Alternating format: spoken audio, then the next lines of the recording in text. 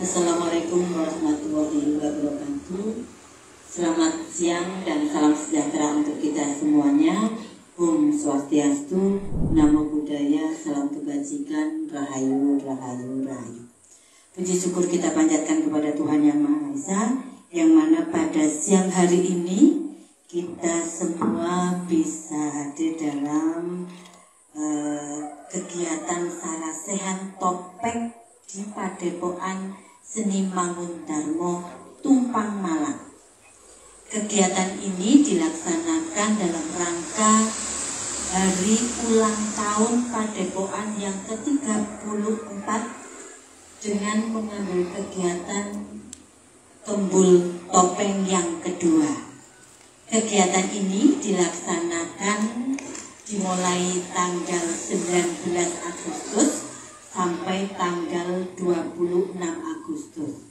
Rangkaian kegiatan kembul topeng yang kedua ini mulai dari tanggal 19 sampai tanggal 26 terdiri dari pertunjukan topeng yang diikuti oleh komunitas paguyuban sanggar perkumpulan topeng yang ada di Jawa dan Bali. Di setiap malam pasti ada pagelaran topeng yang digelar di Padepokan Seni Mangundarma. Sehingga di sini kami berharap teman-teman yang hadir di wilayah Padepokan ini dan di luar yang masih belum hadir di Padepokan, kami berharap bisa rawuh dan mengikuti kegiatan yang terselenggara oleh Padepokan Seni Mangundarma.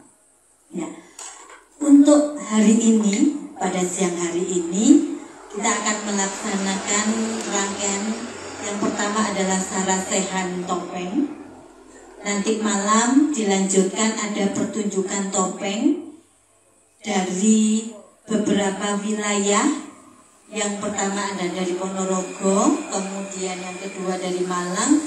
Ini beberapa komunitas dan sanggar yang ada di wilayah Malang Raya. Oke, monggo hadir eman-eman. Ya. Oke. Tak kenal maka tak sayang. Hari ini sarasehan topeng ada sosok yang nyentrik. Tampilannya setiap kegiatan seni itu beliau selalu berpakaian nyentrik. Nyentriknya ini ala seniman. Jadi siapakah beliau? Saya akan membacakan kurikulum vitae beliau. Nama lengkap Suryo Wido Minarto. Tempat tanggal lahir Malang 26 Desember 1956. Alamat rumah Jalan Danau Limboto Timur A5D 6 Sawo Jajar, Malang.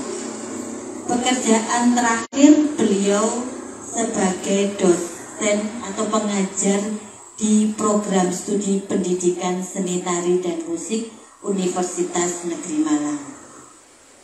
Dari pengalaman berkesenian, beliau sudah melalang buana kemana-mana, biar beliau nanti bercerita panjang lebar terkait dengan hasil karya kreatif beliau, pengalaman berkesenian beliau, dan hari ini beliau akan memberikan sebuah penguatan terhadap wayang topeng. Beliau ingin memberikan informasi dan pengetahuan tentang wayang topeng dengan judul Melacak Jejak Wayang Topeng Malang. Nah, secara lugas dan secara keseluruhan seperti apa wayang topeng dulu dan sekarang yang di era digital ini, kita akan bisa berdiskusi bersama dengan beliau. Untuk itu kami persilahkan kepada Suryo Wido Minarto memberikan ulasan terkait dengan melacak jejak wayang topeng Malang. Terima kasih. Terima kasih. Assalamualaikum warahmatullahi wabarakatuh. Rahayu. Baik, sangat berbahagia saya bisa ikut sambil melacak keberadaan wayang topeng di Malang. Jadi wayang topeng di Malang ini merupakan sebuah kesenian yang sudah mengakar mendarah daging di masyarakat Malang. Sebagai pengantar, next.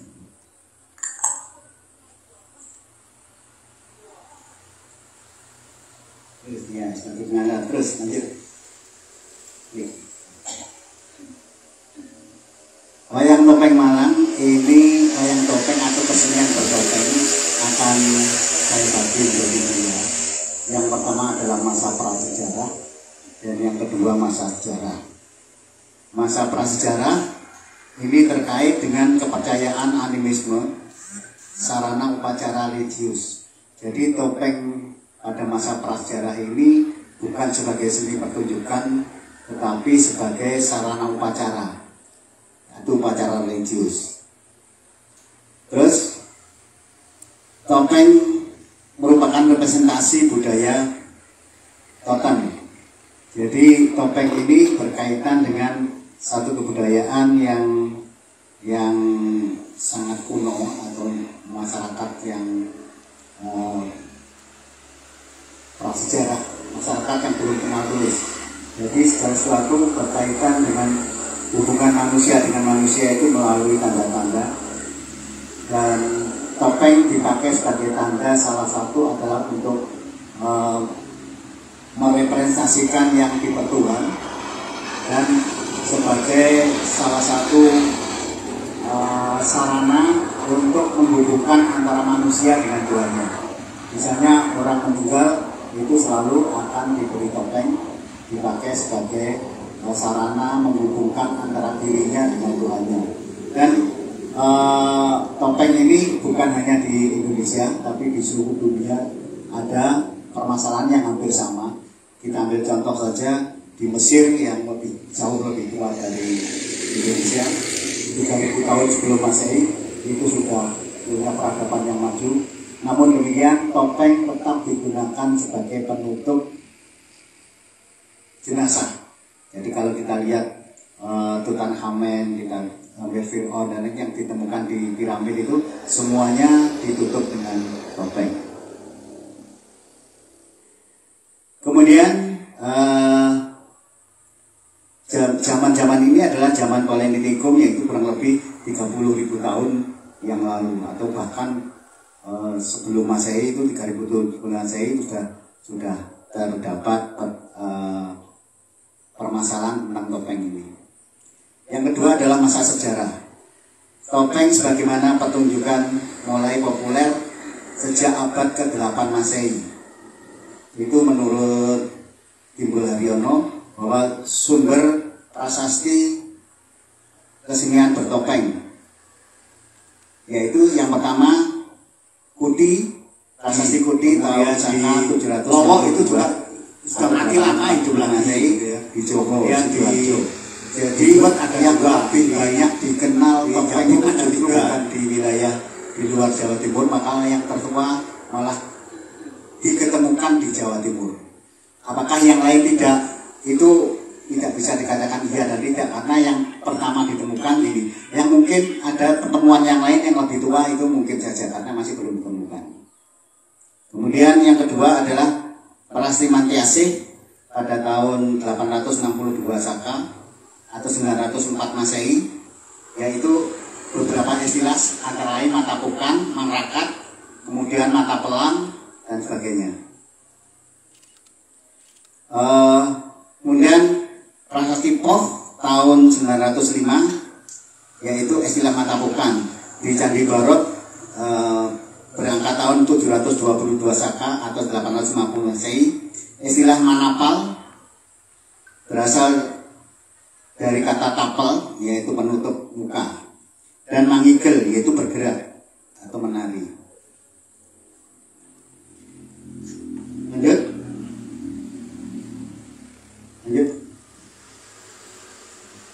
Pertunjukan topeng bertindak panji ini populer pada masa Raja Hayam Wuruk. Ini yang lebih banyak disetujui, walaupun sebenarnya masih banyak polemik tentang cerita Panji ini.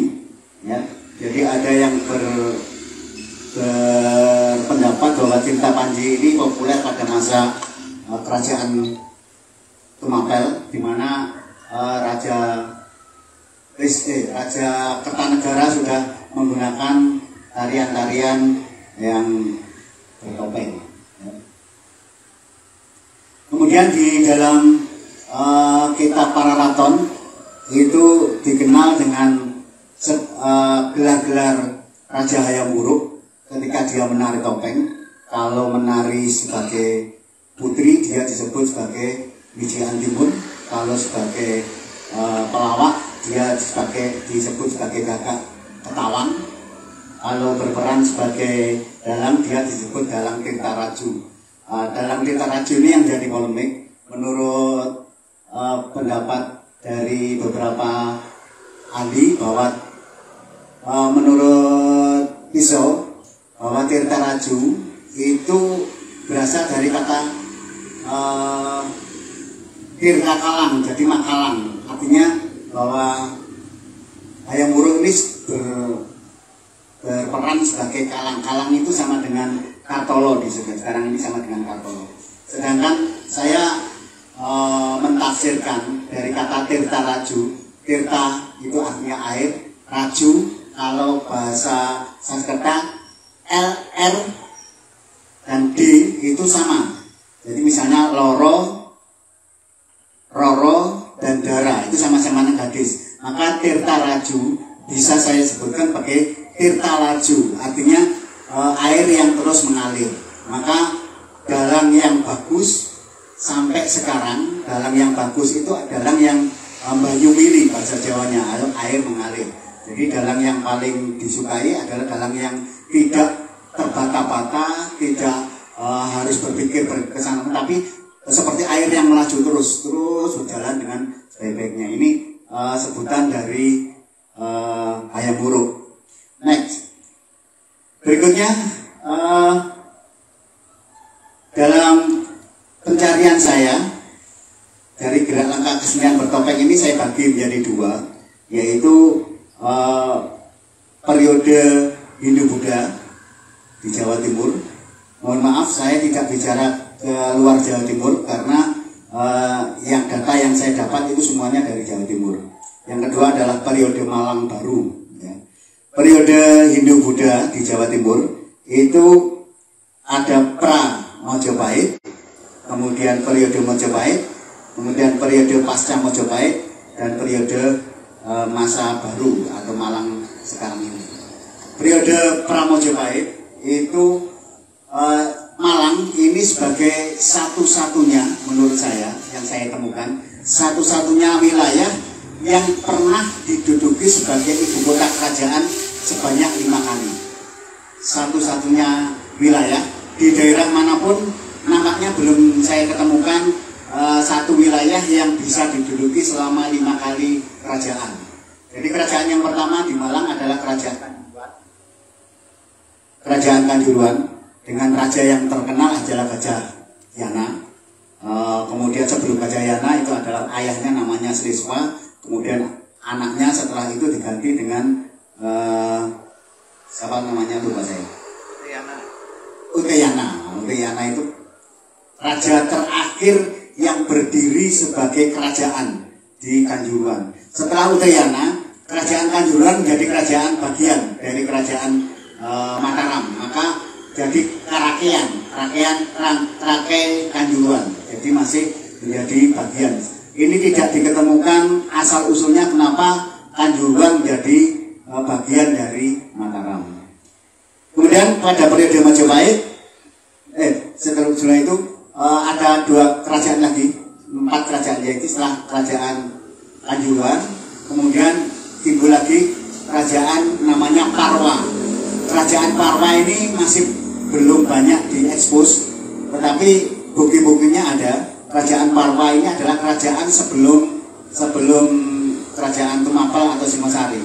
Kerajaan Parwa ini berada di wilayah Malang ini. Buktinya adalah melalui prasasti Sukun dan prasasti di Trenggalek, yaitu prasasti Sukun itu menyebutkan bahwa raja memberikan tanah perdikan kepada masyarakat Sukun yang membantu untuk memerangi tentara dari barat. Yang dimaksud tentara barat ini adalah tentara dari Kediri. Sedangkan yang kedua adalah kerajaan di kerajaan Kediri, itu rajanya sampai pergi karena kalah, dia pergi ke Trenggalek. Maka setelah itu dia menyusun kekuatan, akhirnya menyerang kembali pada kerajaan Parwa, dan kerajaan Parwa kalah. Setelah kerajaan Parwa kalah, rajanya yang bernama Sang Maharaja Jayamerta itu tidak lagi berusaha untuk merebut kerajaan, tetapi dia menjadi seorang pendeta dan punya anak. Nah, ini yang jadi polemik di dalam Pararaton, tidak disebutkan karena mungkin terlupa namanya. Tadi saya sebutkan bahwa anaknya Jayamerta itu siapa sebenarnya. Itu ada menjadi putri boyongan dari tentara Kediri yang di dalam Pararaton disebut sebagai Tunggul Ametung. Nah, Tunggul Ametung ini sebenarnya adalah mengambil putra dari Jayamerta, yang kemudian dia bertapa di suatu tempat itu adalah kerajaan namanya Parwa, makanya dia disebut sebagai Empu Parwa. Nah, dari situ Kendedes sebagai anaknya itu diambil sebagai putri Pamekasan. Jadi kalau dalam Pararaton itu direbut, itu adalah versinya Pararaton. Karena kita harus tahu bahwa Pararaton itu bukan bukti sejarah ansik, tetapi sebenarnya adalah novel sejarah. Itu ditulis 300 tahun setelah Mojopahit berakhir. Maka dia itu mereka-reka untuk membuat suatu novel yang mungkin dipercaya sebagai bukti sejarah. Nah, oleh karena itu Kendedes itu putra Empu Parwa sebenarnya adalah putri raja Jayamerta. Ya, kemudian diambil oleh Tunggul Ametung sebagai putri Pamekasan karena kalah perang. Baik, berikut setelah itu adalah kerajaan Tumapel. Kerajaan Tumapel yang dimotori atau didalangi oleh Ken Arok di dalam Pararaton. Kalau di dalam negara Kertagama tidak dikenal nama Ken Arok. Nah, yang ada adalah Ranggah Rajasa. Jadi Ranggah Rajasa yang menjadi raja di kerajaan Tumapel yang setelah mengalahkan Tunggul Ametung, membunuh Tunggul Ametung. Apakah Tunggul Ametung itu dibunuh oleh Ken Arok sendiri, apakah dibunuh oleh Kebo Ijo, itu adalah versinya Pararaton. Maka perlu untuk menjadikan pembahasan lebih lanjut lagi. Setelah Tumapel kemudian menjadi kerajaan di Malang, menjadi ibu kota lagi, yaitu ibu kota kerajaan Kabaran. Kerajaan Kabaran itu adalah vasal dari Mojopahit. Vasal itu artinya adalah bagian dari kerajaan Mojopahit. Jadi kerajaan-kerajaan yang ada di Mojopahit itu punya 6 vasal, atau kalau sekarang kalau ada Republik Indonesia punya beberapa provinsi-provinsi. Nah, provinsi-provinsi ini adalah negara vasal. Yang penting di sini di dalam kerajaan Kabaran, vasal kerajaan Kabaran ini ada Raja Kumari, yaitu raja yang dipersiapkan sebagai raja utama di Mojopahit, yaitu putra mahkota yang bernama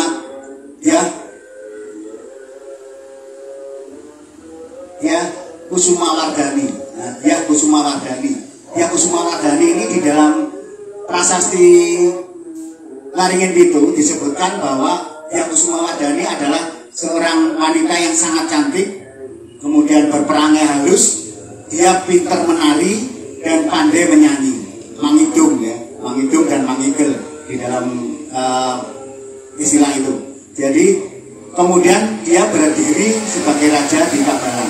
Kabalan itu adalah wilayah timur dari wilayah utara dari Mojopahit yang sekarang diprediksi berada di wilayah antara Madiopuro sampai dengan selatan, sampai Gilian Rada, sampai dengan ke timur, sampai hampir Gunung Bromo. Jadi kita ini berada di wilayah Kabalan. Nah, istimewanya di dalam kerajaan Kabalan itu pada waktu kerajaan Kabalan ditemukan prasasti namanya prasasti Pabanolan. Prasasti Pabanolan itu adalah prasasti yang sangat istimewa karena salah satu-satunya prasasti yang bercerita tentang sinopsis cerita Panji. Prasasti ini bercerita tentang sinopsis cerita Panji. Kalau prasasti yang lain itu adalah prasasti yang menceritakan tentang rajanya siapa, dia berada di mana, kemudian apa kegiatannya dan sebagainya. Ini prasasti Pabanolan ini adalah prasasti yang bercerita tentang sinopsis cerita Panji. Ditemukan di desa Gubuk Lakah. Dari sini kurang lebih 7 km, 5 sampai 7 km. Ditemukan di desa Gubuk Lakah dan di sana menyebut dapur Pajaran, dapur Pajaran. Ya, ditulis di Wilwatika, di pusat kerajaan, kemudian di dalamnya itu disebut dapur Pajaran. Dapur Pajaran, dapur itu adalah tempat yang digunakan untuk memasak. Pajaran ini dari kata Pak Ajaran, artinya bukan jaran sebagai kuda, tapi Pak Ajaran. Jadi ini dapur yang untuk mengolah para calon-calon biksu, calon-calon pendeta Buddha itu di wilayah dapur Pajarannya. Sampai sekarang kita masih mengetahui ada desa Pajaran di sebelah barat wilayah ini, yaitu di desa Kecamatan Ponyokusumo, tapi di barat yang dekat sekali dengan pusat kerajaan Kabalan. Ya.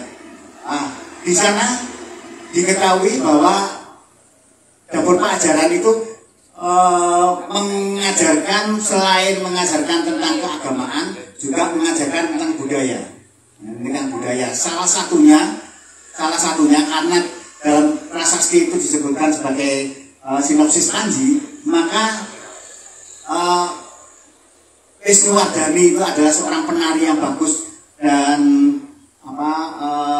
penyanyi yang bagus. Maka mereka mengumpulkan ke dalam kerajaan Kabalan para seniman-seniman tari, seniman-seniman musik, seniman-seniman vokal itu dikumpulkan di kalau sekarang itu ada penataran di kerajaan gitu ya. Ya. Mandala itu adalah tempat untuk pesantren gitu ya. Oleh karena itu sangat tidak menutup kemungkinan bahwa semua penari-penari topeng itu dibentuk di kerajaan Kabalan. Kenapa demikian? Karena mempersiapkan satu acara yang sangat besar, yaitu acara untuk, kalau sekarang haul gitu ya. Sekarang haul itu adalah acara untuk memperingati nenek dari Hayam Wuruk, yaitu Raja Patmi. Jadi itu adalah peringatan Raja Patmi yang ke-12. Itu diadakan satu pertunjukan besar-besaran di kota Mojopahit, di wilayah Mojopahit, sampai dengan 40 hari 40 malam. Dan itu banyak sekali pertunjukan-pertunjukan berbagai macam. Yang paling populer adalah wayang topeng. Kenapa? Karena rajanya sendiri menari sebagai penari topeng. Ya, rajanya sendiri penari topeng, ibunya sebagai presiden, bapaknya sebagai pengendang.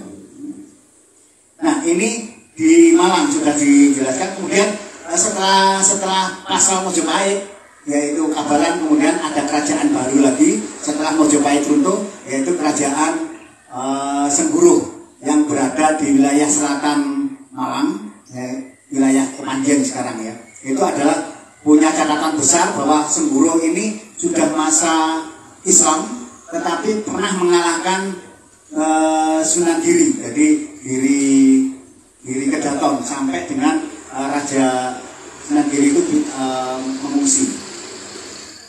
Berikutnya periode Mojopahit yang semacam ini adalah periode yang sangat populer, sangat besar, sangat spektakuler di dalam pertunjukan wayang topeng. Bahkan sampai ada peristiwa kerajaan, yaitu ketika Hayam Wuruk itu menghendaki putri Sunda, yaitu Dyah Pitaloka, kemudian sudah sama-sama mencintai, diharapkan Dyah Pitaloka bersama bapaknya itu datang ke Mojopahit untuk mengantarkan putrinya. Oleh Hayam Wuruk maunya akan dijemput, tetapi oleh Gajah Mada dilarang.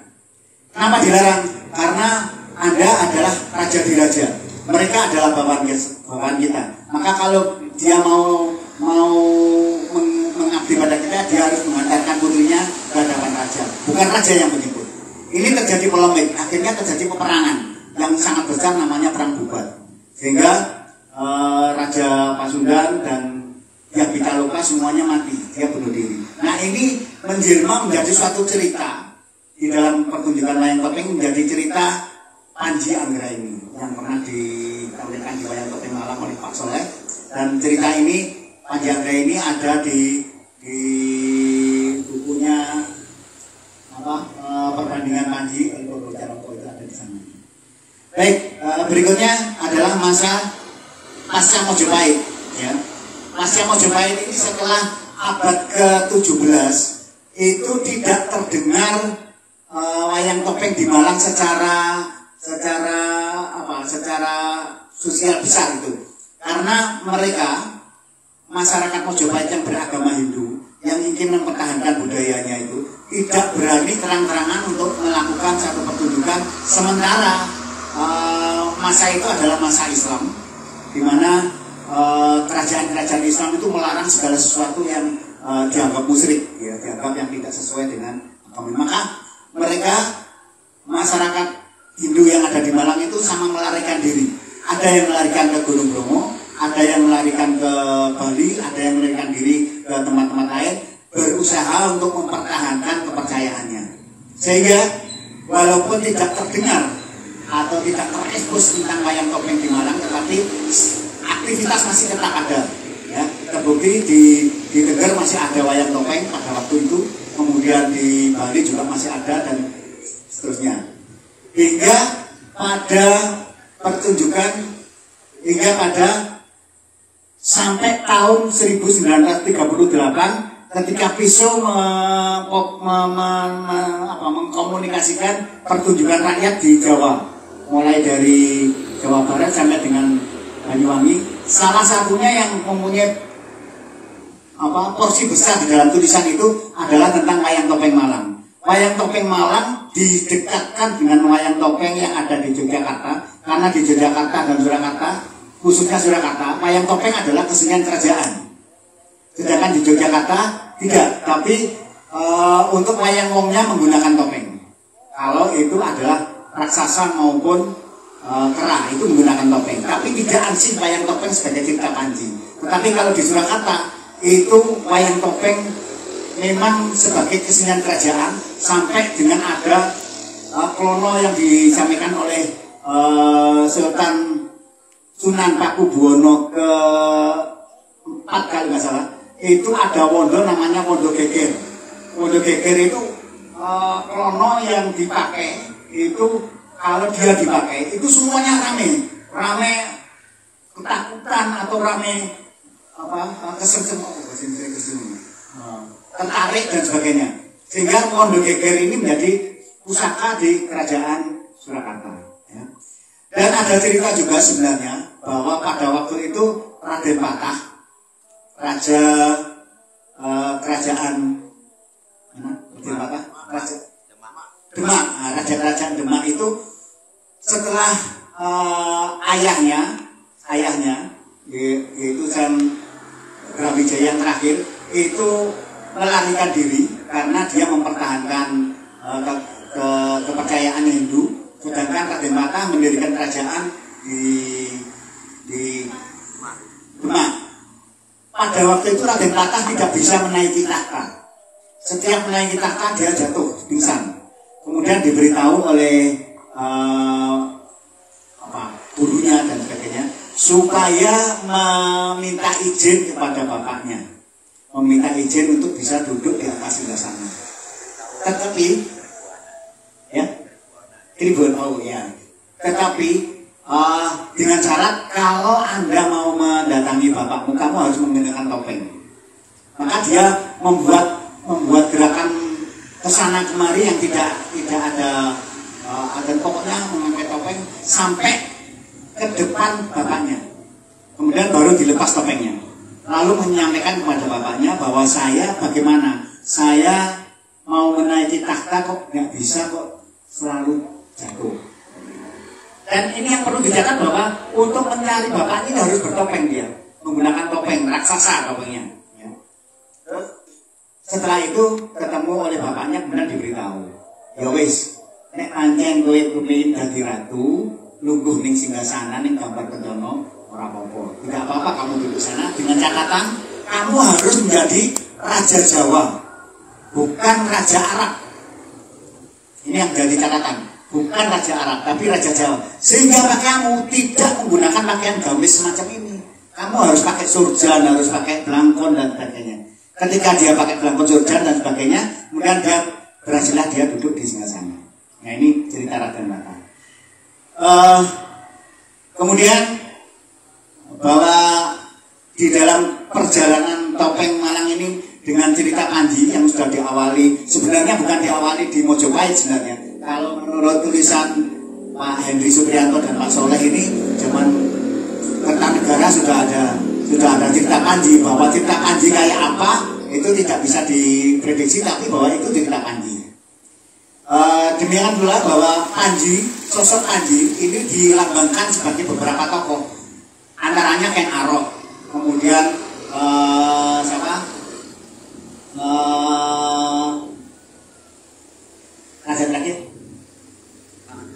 Kertanegara, kemudian Hayam Wuruk, dan masih banyak lagi yang ditokohkan sebagai Panji, karena Panji dalam hal ini adalah sebagai sosok pahlawan, sebagai sosok pembina, sebagai sosok budayawan, sebagai sosok orang yang paling hebat dan sebagainya. Pada masa Malang Baru ini baru terkuak lagi melalui publikasi, yaitu ketika Pessoa melancarkan atau mempopulerkan tulisannya yang berjudul Javanese Volkvoteningen, yaitu kesenian rakyat di Jawa, mulai dari Jawa Barat sampai dengan Banyuwangi. Nah, salah satunya ini semuanya ada, cerita Panjinya banyak sekali. Di antaranya adalah di Jawa Barat, di Jawa Tengah, di Jogja. Di Jogja itu, di Jawa Tengah itu ada dua, yang satu di Kerajaan Kasunanan, yang satu di masyarakat yang di Klaten namanya. Nah, sampai sekarang masih ada. Terus sampai di Malang, dan Malang ini punya posisi yang besar. Beberapa tokoh-tokoh di Malang yang memiliki topeng yang bagus itu apakah dibeli, apakah diminta, apakah disetorkan itu ke Kerajaan Mangkunegaran. Sekarang sampai sekarang di Museum Mangkunegaran itu banyak sekali topeng Malang. Itu ada yang menyebutkan buatan Mbah Reni, ada yang menyebutkan buatan Mbah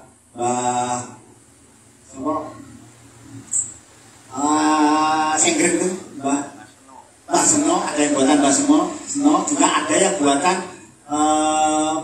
mbahnya Pak Ngadinan di diselingi oleh Pak Robi itu. Nah, itu ada beberapa topeng-topeng kuno yang ada di sana. Kebenarannya monggo kita teliti bersama-sama. Nah, berikutnya pertunjukan topeng yang ada di Malang yang sudah sekian populernya. Jadi sebenarnya pertunjukan topeng pada waktu itu ini yang tercatat, sekali lagi yang tercatat oleh Pisau, bahwa nama Reni itu di Pisau tidak ada. Yang ada adalah di Konghokam. Itu menyebutkan nama Reni atau Condro, nama aslinya Trondo, anaknya namanya Reni, di karang bapak menjadi Mbah Reni. Nah, setelah itu di maisenasi atau dibiayai oleh Kanjeng Surya Adiningrat, Bupati Malang pada waktu itu sekitar tahun 30-40-an ya. 28 sampai 40 ya. Ya, mulai tahun 18 sampai itu ya.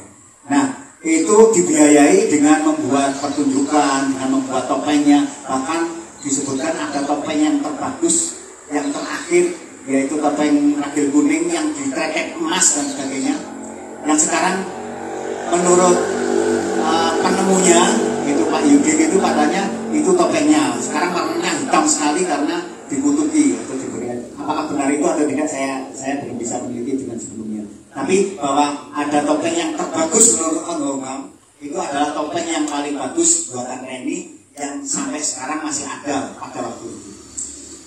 Terus di Malang kenapa kok masih eksis? Karena di Malang didukung oleh berbagai macam bukti-bukti yang ada secara artefak. Secara artefak itu candi-candi itu mendukung pertunjukan topeng. Hampir semua kostum topeng itu manifestasi dari kostum yang ada di candi, baik candi Jago maupun candi Singosari ataupun di candi yang sekarang ada perpindahan antara candi dari Kediri sampai dengan Mojopahit, yaitu di candi Penataran. Dan itu model-modelnya sama, ada centungnya, ada pogokan dan sebagainya. Sehingga sampai sekarang menurut Anggongam itu masih dipertahankan bahwa wayang topeng Malang itu keasliannya, baik geraknya maupun kostumnya itu diyakini bahwa itu masih asli seperti topeng yang ada pada masa Mojopahit. Oleh karena itu saya berstatement bahwa semua pertunjukan topeng yang bercinta manji yang mengaku turunan dari Mojopahit yang turunan sampai kepada wali-wali, maka semua itu digodok di Malang, digodok di Kabahan. Saya punya statement itu karena bukti-bukti ini. Yang lain mengatakan seperti itu, seperti ini, asli ini, tapi tidak didukung dengan bukti prasasti, tidak didukung dengan bukti artefak ya. Saya tidak mengatakan itu salah, tapi dukungan yang kurang yakin. Tapi kalau di Malang jelas dukungannya, baik artefak maupun non artefak maupun bentuknya, geraknya dan sebagainya. Beberapa gerak itu kalau kita lihat di candi itu masih ada junjungan, masih ada gejukan dan ada di sana di candi-candi itu. Nah, sampai pada tahun sekarang bahwa pada waktu Mbah Reni atau pada waktu masa Mbah Reni itu menjadi tokohnya topeng Malang itu Kanjeng Surya Adiningrat itu mewajibkan semua pegawai, kalau dulu namanya Bupartemen, semua pegawai itu harus bisa menari topeng. Oleh karena itu Mbah Reni itu mau tidak mau harus pergi kemana-mana untuk mengajari para pegawai-pegawai itu untuk menari topeng. Dan pada waktu itu diceritakan ada sekitar 120 perkumpulan yang tidak terlalu besar. Dengar kata-kata ini. Ada perkumpulan 120 perkumpulan yang tidak 200 perkumpulan wayang topeng yang tidak terlalu besar. Jadi bukan topeng yang besar. Kalau topeng yang besar mungkin ada lebih dari itu. Ini yang tidak terlalu besar. Ya. Yang tidak terlalu besar ini kira-kira kayak apa ya? Mungkin kayak di Duet itu mungkin ya. Kayak Duet, kayak di kalau di sini sudah termasuk besar, di Kedowo pada waktu itu sudah termasuk besar, itu tidak tercatat mungkin. Dan ada tokoh yang sangat populer pada waktu selain Mbah Reni yaitu siapa? Bukan Somo? Bukan. Yang tercatat di omongan itu ada, yaitu ibunya kan muridnya namanya Sari Truno. Nah, Sari Truno itu adalah kepala desa di Bujang Songo. Dia sangat terkenal karena pinter sekali menari topeng, gitu ya. Nah, itu pada masa-masa itu. Sehingga sebenarnya dukungan fisik dan non fisiknya di Malang, bahwa pertunjukan topeng ini sangat populer di Malang, sampai ada 200 lebih perkumpulan, dan sampai dengan pada masa pertengahan setelah sekitar tahun 45 sampai 60-an ini juga sangat populer sekali. ada tokoh lagi yang namanya Mbah Samud. Itu ternyata saya datang ke wilayah topeng di Jambi Sari, ada di mana-mana, ternyata termasuk di Dukuh juga bimbingan dari Mbah Samud ternyata. Ya.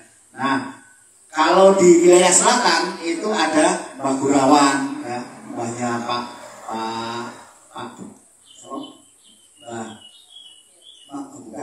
Gurawan itu mbahnya Pak Kiman, itu bapaknya Pak Kalimun. Mbah Gurawan bapaknya Pak Kiman. Nah, itu ya, ada cerita itu. Kemudian di Senggreng ada Mbah Seno.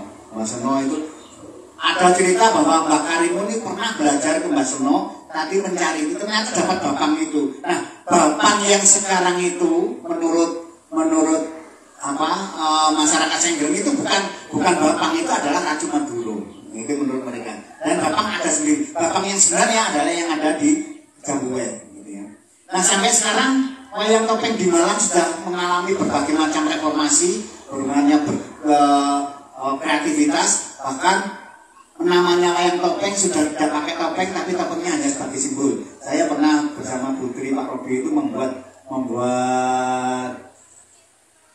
wayang topeng cerita Panji, judulnya bukan sebelum itu. Sekarta di Barangandong. Nah, Sekarta di Barangandong itu tidak pakai topeng, topengnya dibuat di atas itu. Nah, itu dapat kritikan, ya nggak apa-apa, itu namanya kreativitas gitu ya. Nah, itu seperti itu. Kemudian yang kedua membuat Pandi Laras gitu ya. Pandi Laras juga ke taman mini itu. Nah, sekarang yang ada di wilayah Malang dan sekitarnya ini perkumpulan topeng ada sekitar 13 atau 14 pertunjukan ya. Sekitar itu yang kelihatan ya.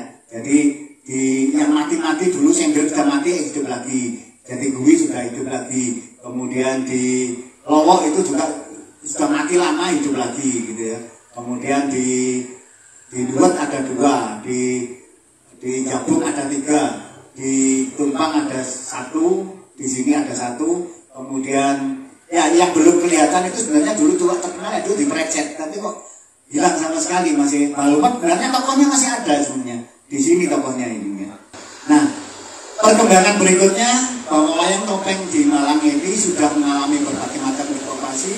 Bentuk-bentuknya sudah tidak seperti wayang topeng yang lain ya.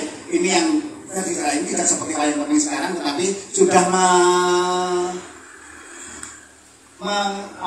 mengaplikasikan masa-masa remaja sekarang, masa-masa milenial. Bagaimana wayang topeng tetap berjalan untuk dipancing dengan bentuk yang baru kemudian akan dimasukkan pada wayang topeng tradisi.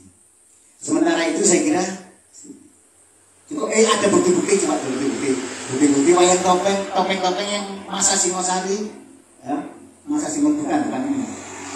Nah, ini Liontin masa Singosari ya. Jadi ini ternyata masa Singosari sudah populer, itu sudah pakai Liontin dan sebagainya. Berikutnya, nah ini juga ya, sama Liontin ini yang raksasa lagi. Nah, ini adalah patung emas satu-satunya yang tidak seperti patung biasanya. Ini patung topeng, perhatikan hidungnya. Patung topeng, jadi bukan patung seperti kan di bawahnya, bandingkan dengan di bawahnya. Nah, seperti ini. Umumnya patung-patung di candi-candi ada semacam ini. Ini patung Edes dan sebagainya. Kalau di atas itu adalah patung yang berbentuk topeng, rupanya berbentuk topeng. Itu saya kira, kalau ada kurang lebihnya mohon maaf, dan saya dibantu kalau saya ada pertanyaan yang tidak bisa menjawab. Terima kasih. Assalamualaikum warahmatullahi wabarakatuh. Terima kasih Pak Vito, luar biasa. Kalau teman-teman semuanya yang ada di sini menelisik sejarah itu sangat panjang, sehingga kita sebagai generasi penerus harus paham benar terkait dengan sejarah. Jangan lupa jas merahnya kalau Bung Karno kan begitu, jangan meninggalkan sejarah, karena rangkaian sejarah itulah yang membentuk peradaban sekarang ini. Nah, terkait dengan topeng yang ada di Malang, dari apa yang disampaikan oleh Pak Wido tadi sudah sangat luar biasa dan panjang lebar, mulai dari prasejarah sampai masa Mojopahit dan masa abad baru. Nah, mungkin dari teman-teman ada yang ingin ditanyakan terkait dengan bagaimana perkembangan wayang topeng yang kalau dari sejarah sudah ada banyak cerita yang bisa tapi bagaimana perkembangan saat ini mungkin dari teman-teman. Oke, ada tambahan dari Pak Soleh, monggo. Matur nuwun atas keterangan dan melacak jejaknya oleh Pak Yudo Turyowina.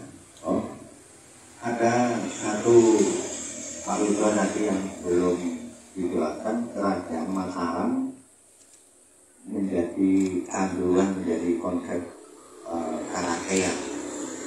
Pada waktu itu ketika Gunung Berapi meletus, Mpu Sendok mendirikan kerajaan di Jawa Timur, dan kekuasaan Mpu Sendok memberikan suatu tanah-tanah sima dan lain sebagainya, sehingga Anjuruhan pada waktu itu sudah termasuk abad ke-10 dilegalitas oleh Mpu Sendok.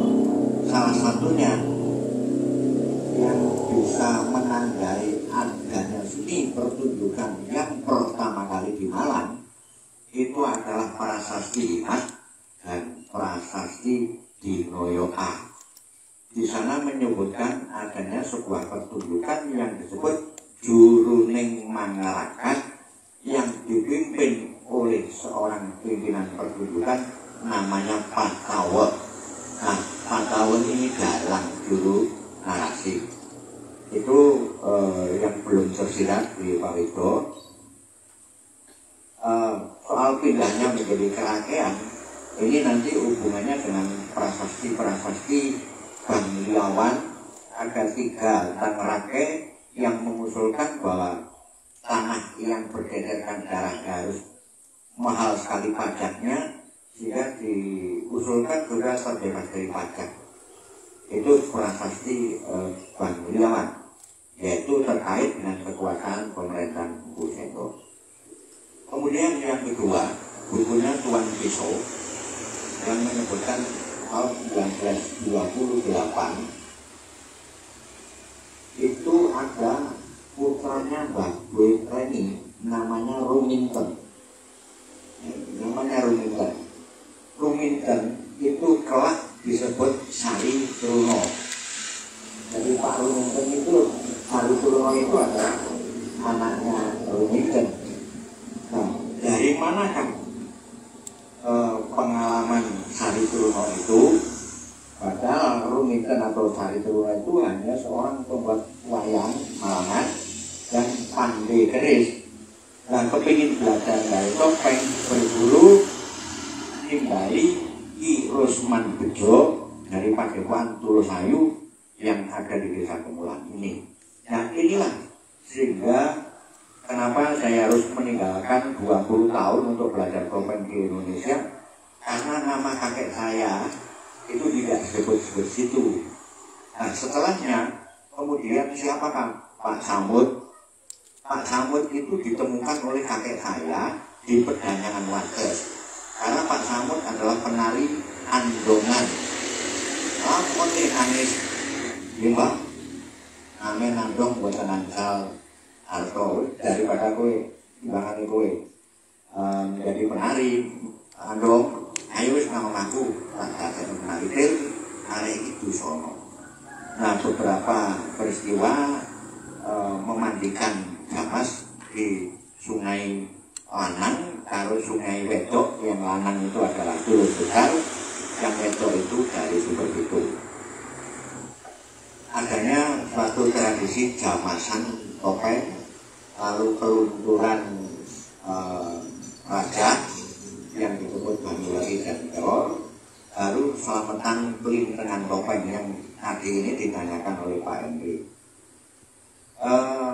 Pak Pak Tirtonata ternyata itu adalah tangan panjang dari Kek Tir. Tadi Kek Tir itu ada dua, Kek Rosman Bejo dan Kek Tirtonata. Justru inilah kata kuncinya, konsep koreografi dari pertunjukan topeng di wilayah Tengger Pak Tirto ini yang bisa mencerahkan. Yang tadi memang tidak disebut di dalam bukunya Pisau. Sehingga Kumpul Topeng ini merupakan salah satu Mbah Boyo Sainten, temannya Mbah Boyo Reni bilang begini, besok itu ono Bogor lunga nang kandange singa, lunga ngulon nek wis mulih banjur ono kebuk mulih nang kandange dhewe-dhewe. Kebuk mulih nang kandange dhewe-dhewe itu adalah peristiwa pertopengan 2001 se-Indonesia di sini, Kumpul Topeng yang kedua di Pulau Jawa, Kumpul Topeng yang kedua ini di Padepokan. Nah, sejarah itulah yang memang saya perlu menyisipkan kembali supaya zaman Ki Suryawati Ningrat itu wedono tumpang, orang tumpang meguru ke Mbah Gunawan, putranya Mbah Gunawan, Mbah Boyo Dartan, muridnya kakek saya juga. Jadi pertopengan di daerah sini yang wilayah Tengger sampai operasinya Tenggerdok, Turet itu wilayah sini untuk sampai Mbah Boyo ini itu adalah distrik Kawedanan Tumpang. Nah, berdasarkan wilayah administratif bahwa penyebaran topeng itu memang dari wilayah Malang Timur. Mohon maaf apabila ini jadi penentuannya berdasarkan jajanan yang laku seperti itu. Ini kira saya luruskan di situ untuk saya. Matur nuwun. Baik, Pak Soleh, terima kasih. Sebenarnya ada semua sejarah di dalam tulisan ini, tapi karena kan tidak ditayangkan semua, ada semua sini. Jadi masa Empu Sendok datang ke Malang, ke Jawa Timur itu pertama itu memang ke Malang.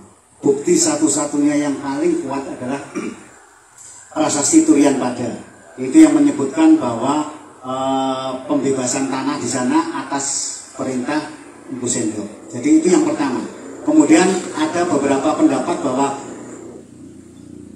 Tambelang itu berada di Jombang. Tetapi setelah ditelasa, saya berkonsultasi dengan berbagai macam orang-orang arkeolog termasuk Pak Timbul Haryono itu sudah meyakinkan bahwa Empu Sendok itu datang pertama di Malang. Itu sudah diyakinkan semua arkeolog bahwa Empu Sendok itu datangnya ke Malang. Tetapi ketika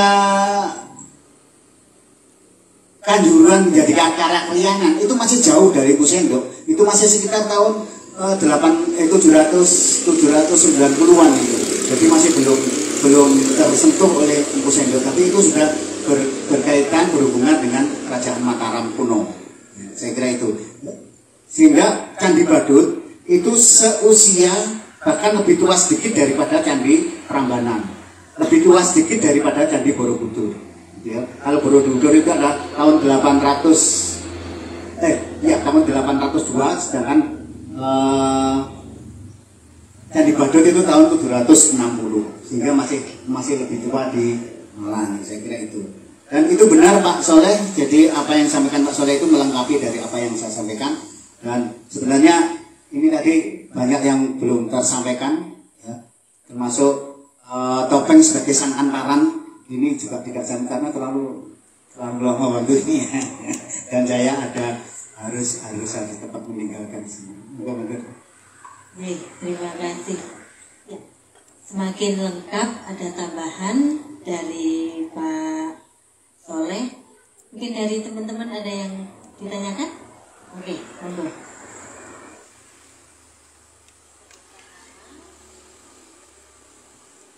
Perkenalkan, nama saya Rosita Abdul Azizi dari Ismail.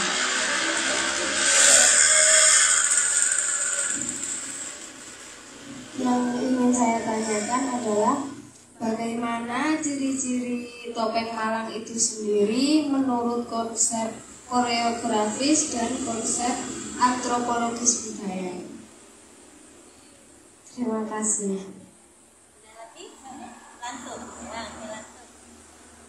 Perkenalkan, nama saya Rama Sintinada dari Unsur Malang. Saya izin bertanya itu bagaimana perbedaan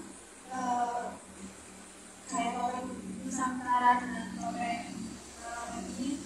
Terus bagaimana tanggapan pemerintah terhadap kesenian topeng? Terima kasih.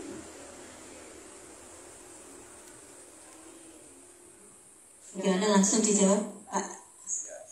Monggo.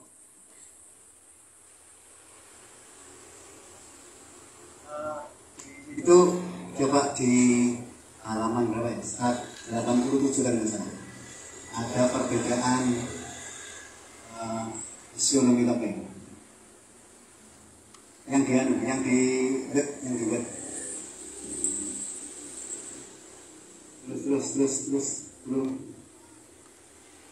Nah, ini. Oh, bukan. Ini masih benar. Terus.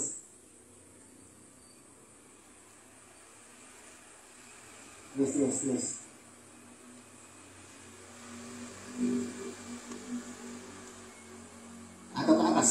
Terus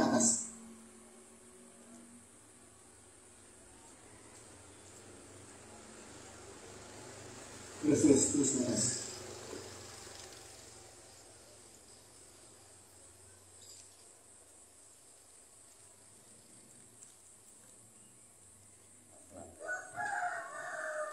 Bukan, ke bawah, salah ke bawah. Bawah ini masih prasasti Korean. Terus.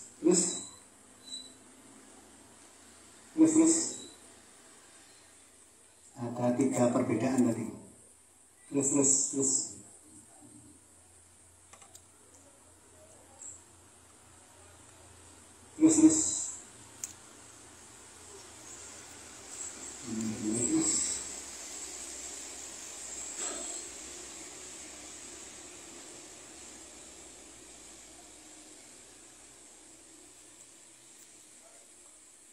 Bukan.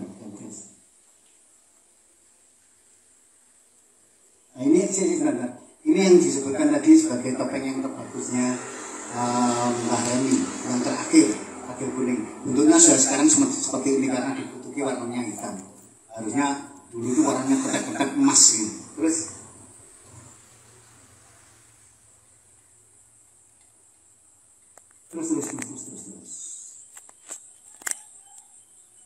Nah, ini jadinya. Ini yang dari Jambuwer. Ini topeng Jambuwer yang dikultuskan, ya, yang dibuat oleh Pak SK yang pertama kali. Lanjut, terus. Di sini.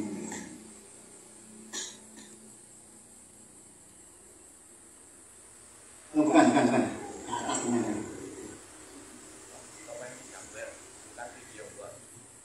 Pijiombo, maaf. Pijiombo.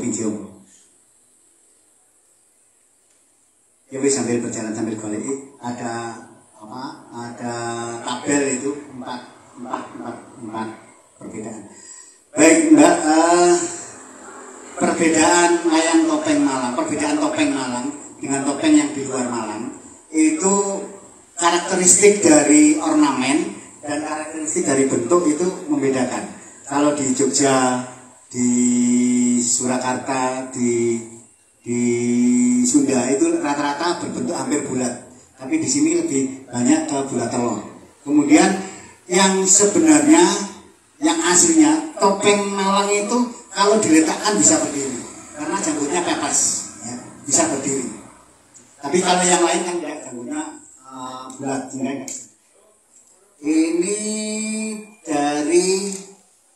Ini dari Madura dan dari Malang bedanya. Ini kalau dari Madura itu rata-rata matanya ini menjadi penanda bahwa matanya lebih besar, ya, dibanding dengan kepentingan Arjuna sama dengan Panji. Ini berbeda. Sekartaji atau Sembodro sama dengan Kagel Kuning. Kemudian ini Patih atau Pateh rasanya. Kalau ini Patih Sisi semacam ini, ya.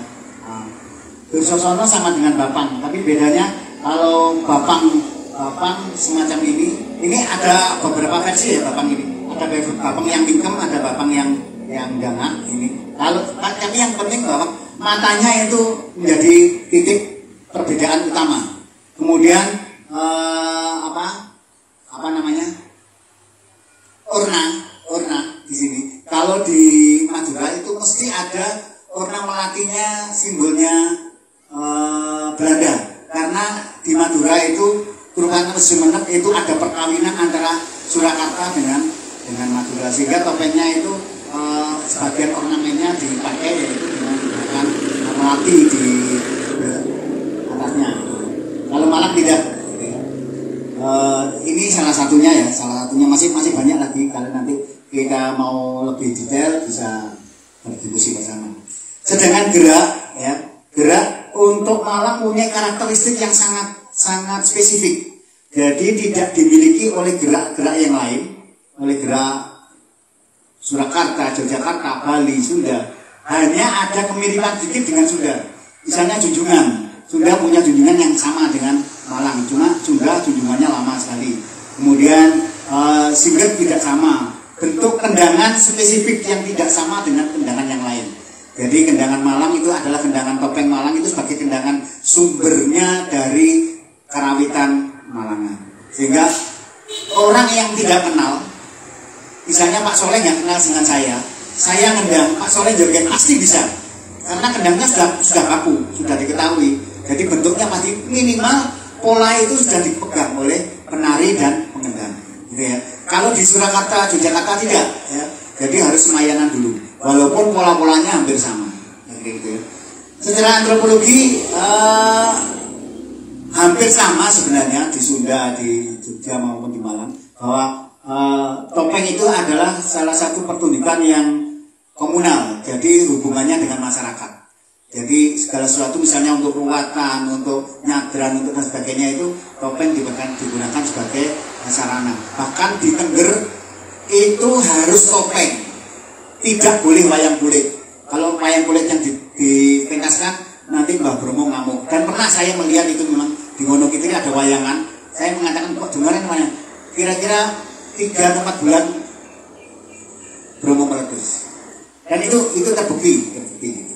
Jadi maka di Tengger itu wayang yang ada di sana adalah wayang topeng. Bahkan wayang topeng di sana kebanyakan bersumber dari Malang. Saya kira itu Mbak ya. Mungkin ada lagi? Ada lagi? Oh, sepertinya waktunya sudah mau habis. Ini Pak, ada satu pertanyaan terakhir dari saya. Kalau di era sekarang ini adalah di era 5.0, ya semuanya adalah eranya teknologi.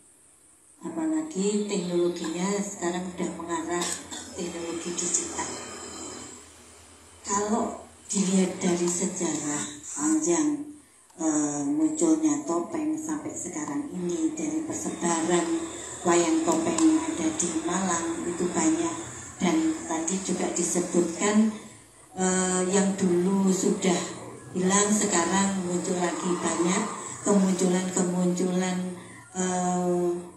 komunitas atau paguyuban di Malang terkait dengan topeng itu sudah mulai naik lagi. Nah, sekarang saya tanyakan, bagaimana pendapat Pak Ido dalam kondisi di era digital ini? Adakah rasa kekhawatiran bahwa wayang topeng ini akan sirna, atau mungkin 5 tahun ke depan tidak lagi mengikuti arus perkembangan zaman? Karena dari beberapa tampilan mungkin kok begitu-begitu saja. Kemudian kalau dulu bahwa wayang topeng itu secara integras kepemilikan terhadap masyarakat, bahwa ini bagian sebuah sarana ritual, kemudian sarana hiburan. Dengan era yang sekarang ini Kalau dulu setiap kali ada permintaan kondangan, misalkan hajatan, itu topeng atau wayang topeng digelar. Kalau yang sekarang kan hanya pihak-pihak tertentu saja atau orang-orang yang memang menyenangi atau intensitasnya terhadap topeng, kepeduliannya itu ada, tetapi kan tidak semuanya. Nah, menurut pandangan Pak Mido bagaimana sekarang?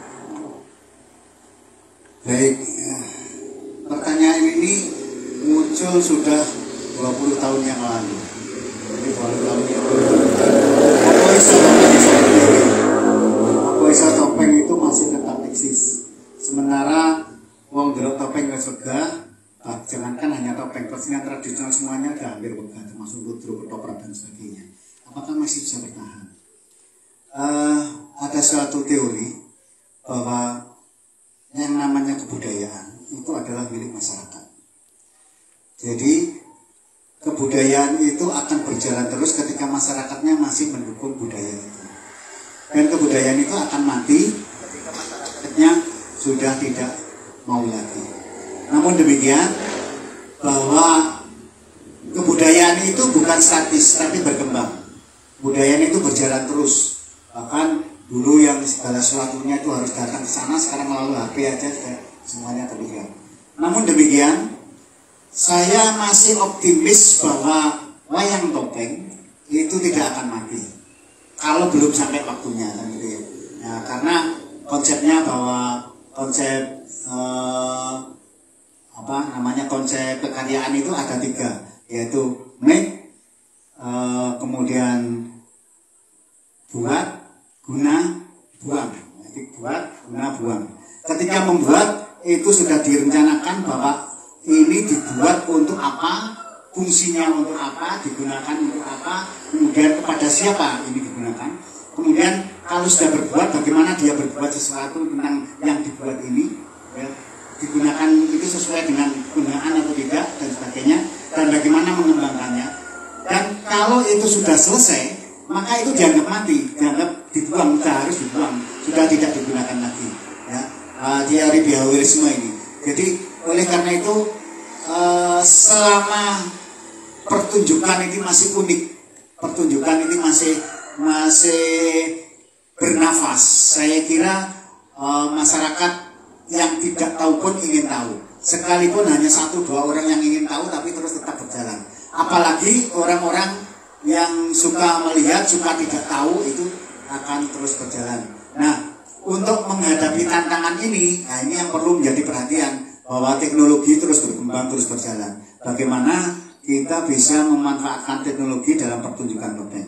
Yang selama ini pertunjukan topeng hanya jalan keluar dari atas panggung, tapi bagaimana topeng bisa di luar panggung. Misalnya harus ada modifikasi naik jaran, kemudian ada perang dan sebagainya, itu seperti mata hati yang sudah hampir punah juga masih juga disukai orang. Topeng pun saya kira masih, dengan catatan kreatornya harus betul-betul kreatif. Saya kira itu. Saya kira nggak ada masalah. Oh iya, satu lagi, bagaimanapun juga tidak bisa pemerintah ditinggalkan. Kalau pemerintah ditinggalkan, maka pemerintah sama sekali tidak cukup, bahkan melarang, ya sudah selesai. Tapi kalau pemerintahnya mau seperti di Banyuwangi itu pemerintahnya perhatian, kabeh sekolah kudu iso nari gandrung, di Malang belum ada. Kabeh sekolah kudu iso nari topeng belum ada. Kabeh sekolah kudu iso gebek yang paling mudah, masih belum. Kalau toh ada itu hanya kelompok-kelompok tertentu yang peduli terhadap topeng, sehingga mengajak semua siswa-siswa untuk menari topeng, untuk gebek, untuk bapang dan sebagainya. Saya tidak berbicara masalah karakter dan sebagainya, sudah lepaskan aja dulu nanti. Nanti kalau bicara karakter itu nanti saja. Kenapa kok bapang dan sebagainya itu nanti saja. Nah, oleh karena itu saya masih yakin, masih merasa bahwa topeng masih berumur panjang. Terima kasih.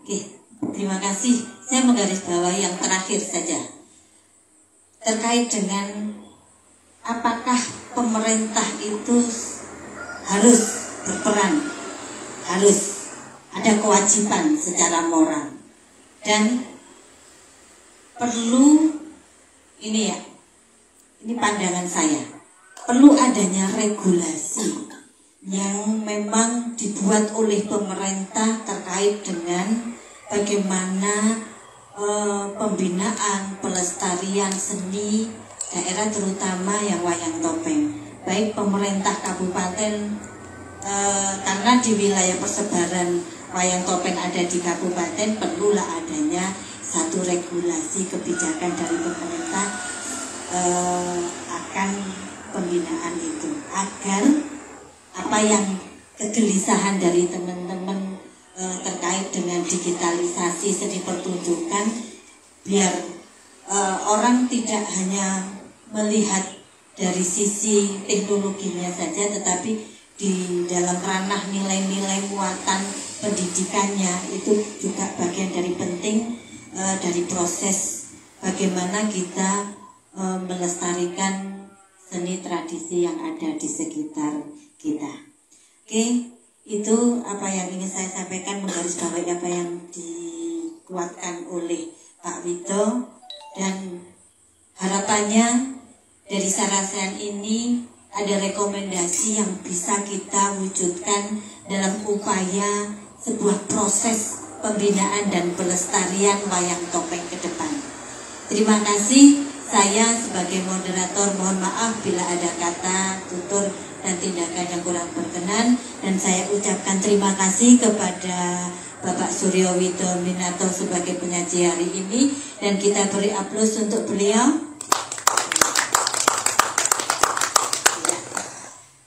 Untuk teman-teman semuanya, besok masih tetap ada Sarasehan Topeng yang akan dilaksanakan di Padepokan Seni Mangundarmo. Saya berharap dengan adanya kegiatan ini, yuk kita bareng-bareng berdiskusi, bertukar pikiran terkait bagaimana pengembangan wayang topeng Malang ke depan. Saya tunggu di Padepokan untuk besok lusa, dan terakhir tanggal 26 Agustus 2023. Terima kasih, saya sampaikan. Wassalamualaikum warahmatullahi wabarakatuh. Om Santi Santi Santi Om. Namo Buddhaya. Salam kebajikan. Rahayu Rahayu Rahayu.